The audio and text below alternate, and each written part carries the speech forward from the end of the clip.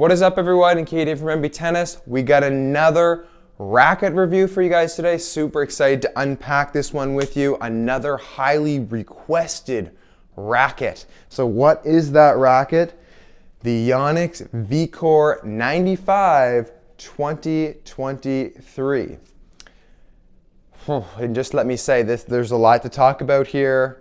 I did demo the Vcore 98 just a little bit ago, which was the previous edition, and a lot of people gave me some crap because it wasn't the new one, but the new one didn't even come out yet. But I'm here to tell you guys about the 95 today, and this is a very, very interesting play test. So stick around to see what I think about it. But before we jump in the video, do not forget to like and subscribe, folks. Just scroll down a little bit, click that like and subscribe, and you're all set, and you're not gonna miss any future videos reviews. But we do racket reviews, we do Chasing 13 series, documenting my tennis career, all the fun stuff, drills, tips, and tricks. So you don't wanna miss any of that, I don't think. So click like and subscribe. Today we're talking about the Vcore 95. Wow, this is a racket I've wanted to demo for a very, very long time, and I stayed away from it early on in the MP tennis days because I didn't think it was worth it, because I didn't think I was gonna be able to handle it. But I was wrong. I was very wrong. This Vcore 95, don't be afraid of the 95 square inch, folks. This racket does not play like a 95 square inch. In fact, it plays more like a 97 or a 98, the way it comes off the racket at least. But yeah, this is very excited. So this is very excited. I can't even speak English right now because I am so excited to tell you about this racket. Anyway, I am very excited. So if we go to the back, starting with the forehands, or even before we start talking about forehands, what do we think about this? This looks really nice. Like, I like how it feels in your hand. They got a nice cosmetic going. Don't even get me going about the previous Vcore. After I demoed the old one, the 98, that cosmetic, that sucks. Come on, that one looks terrible. This is a great upgrade. Well done, Yonex. Looks really nice with black strings and the white grip. So yeah, well done. Feels also pretty good in the hand. Since I've never used this racket before, it feels very long. Like maybe some people that use this racket or have play tested it can kind of know what I'm saying here, because like the throat right here seems very long. Like it's just, it kind of feels awkward. So that was a little bit of something I had to get used to.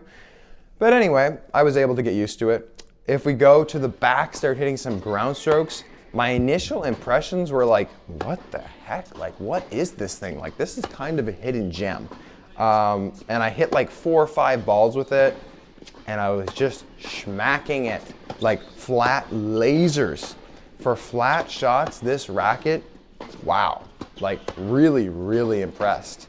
But anyway, we'll kind of talk about that later. On the forehand, I was shocked. I mean, it was nothing incredible, but it was definitely something to remember. Like for a 95 square inch racket, I was able to hit some good topspin with this and also flatten it out for a joke. So if you're somebody that's kind of playing in the area of like,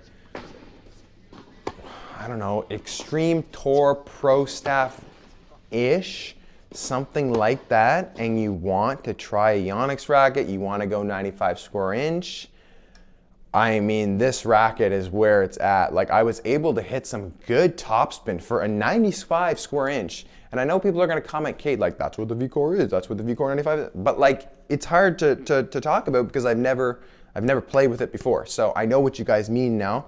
For all the people that talk about this racket online, it's very unique and solid.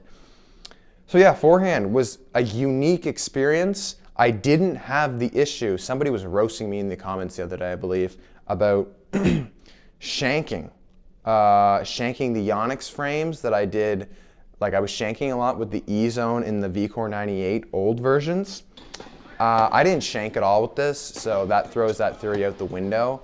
I mean, obviously I was shanking if I hit the frame, but like, it wasn't like with the other Yonex rackets I've used, I felt like it was like hitting the middle of the strings and I was shanking. Where this, I didn't feel like that. So anyway, yeah, on the forehand was great. Felt good from the back. Was able to hit some very good depth, which was the thing that I really enjoyed about this. When you hit it in the center of the strings and it was solid, you got some nice pop, some nice depth to put your opponent under pressure. So that was something I really enjoyed. The same goes for the backhand. At times, though, on the backhand, it felt a little bit unstable. So that's why I ultimately added a little bit of weight here at 10 and 2, because that kind of helped with a little bit of the stability.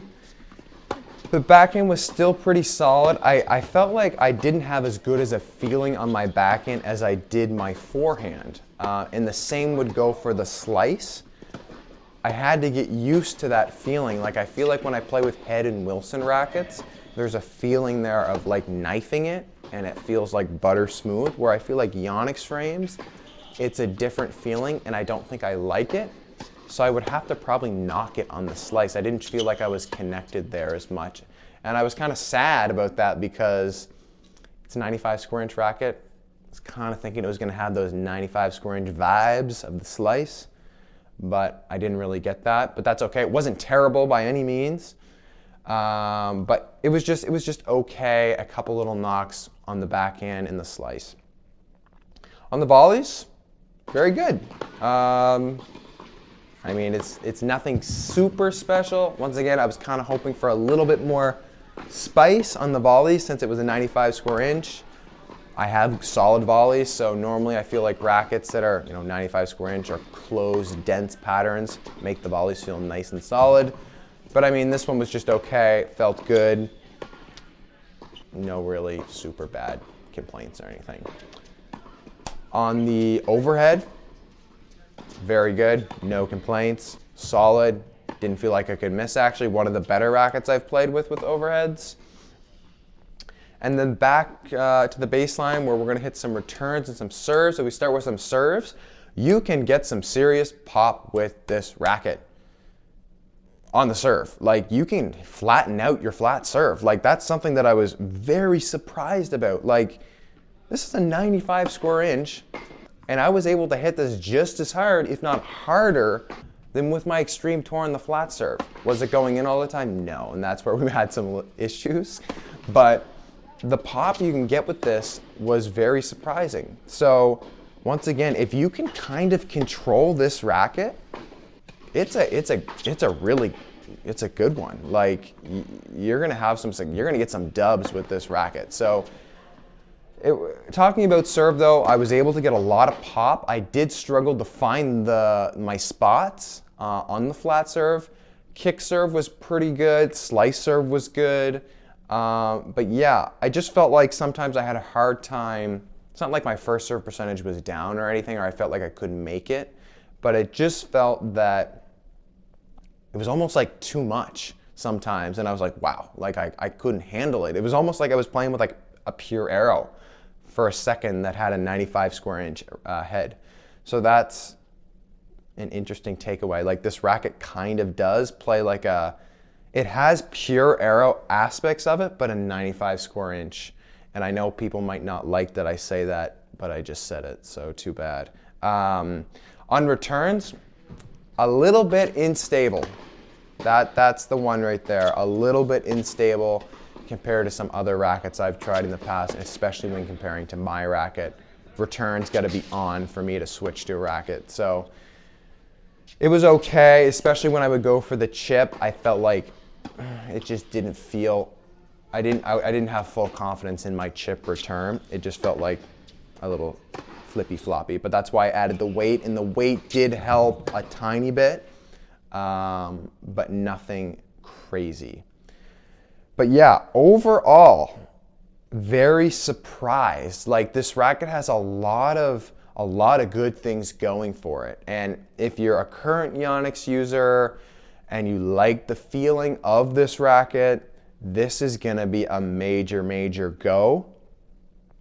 I just feel like for me, there's a couple things on the serve and the return which are vital for my game, the first touches, that I felt like I couldn't really, it wouldn't work out for me. But this is a great racket. Like, there's some really good aspects to this that people are really gonna like.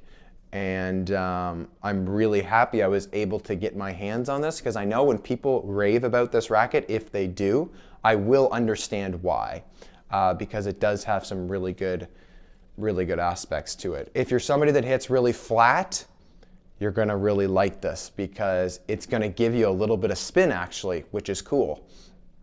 Because sometimes you have rackets that you hit flat with and it doesn't give you the extra little bite, but this racket will. So very interesting play test. I'm happy I was able to get my hands on it. Let me know if you have any questions about this racket. Happy to answer it. Ladies and gentlemen, this is the Vcore 95. One more thing, Slinko Confidential in here, 5250. So yeah, that's gonna be it for today. Hope you guys have a great day. Don't forget to like and subscribe, and we'll see you guys in the next video.